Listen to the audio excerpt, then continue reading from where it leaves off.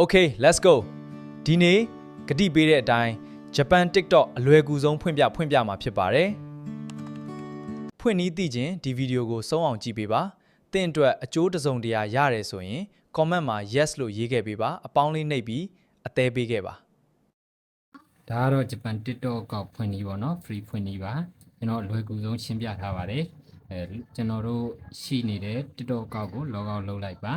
log out လုပ်ပြီးသွားလို့ရှိရင်ဒီဘက်မှာprofile ဆိုတဲ့နေရာလေးကို မင်္ဂလာပါအမမအိုးတော့ဘူးလား ရှိရင်ပေါ်လာပါလိမ့်မယ်ဗျဒီမှာအားဆိုရင်ကျွန်တော်တို့ Gmail တွေကျွန်တော်တို့ account တွေရှိပါတယ်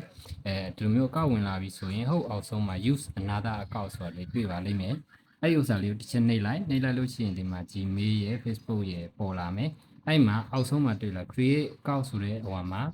bind the continue with account located in Myanmar Burma ဆိုတာရှိရယ်အဓိကအဲ့နေရာလေးပေါ့နော်အဲ့နေရာလေးကိုကျွန်တော်တို့ကလက်လေးနဲ့တစ်ချက်ထောက်လိုက်မယ်ပေါ့နော်တစ်ချက်ထောက်လိုက်လို့ရှိရင်ဒီဘက်မှာဘာတွေပေါ်လာမလဲဆိုတာတစ်ချက်ကြည့်လိုက်ပါချက်ကြည့်လိုက်လို့ရှိရင်အဲ့မှာပေါ်လာပြီပေါ်လာတဲ့ဥစ္စာမှာကျွန်တော်တို့နိုင်ငံရွေးလိုက်မယ်ဂျပန်ရွေးလိုက်လို့ရှိရင်အဲ့မှာဂျပန်ဆိုတာပြောင်းသွားတွေ့ပါလိမ့်မယ်ဂျပန်ပြောင်းသွားလိမ့်မယ်အဲ့ဂျပန်ပြောင်းသွားလို့ရှိရင်ဒါရပြီပေါ့နော်ကျွန်တော် Gmail တွေဝင်ခိုင်းတာကျွန်တော် Gmail ကိုအုပ်ထားဖြစ်ပါတယ်အဲ့တော့ Gmail ကိုဝင်လိုက်တာနဲ့အဲ့မှာ Gmail ဝင်လိုက်အဲဆိုရင်ဒီ TikTok ကနေပြီးတော့ date of birth တွေပါတယ်ပြန်ရွေးရတယ်ပေါ့နော်ကျွန်တော်တို့ဒီလုပ်ပြီးသား account ဆိုရင်တော့မရပါဘူးဟို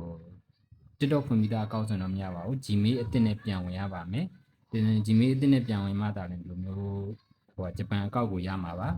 အရန်လွယ်တယ်ပေါ့နော်အရန်လွယ်တယ်အဲဆိုရင်ဒီမှာကျွန်တော်အသစ်ဖွင့်ထားတဲ့ account လေးပါဒါသူများကိုဖွင့်ပေးထားတာပေါ့နော်ကျွန်တော်ခွင့်ပြုပေးထားတာပါနောက်ပြီး continue အဲ့မှာဒါဆိုရင်ရသွားပြီ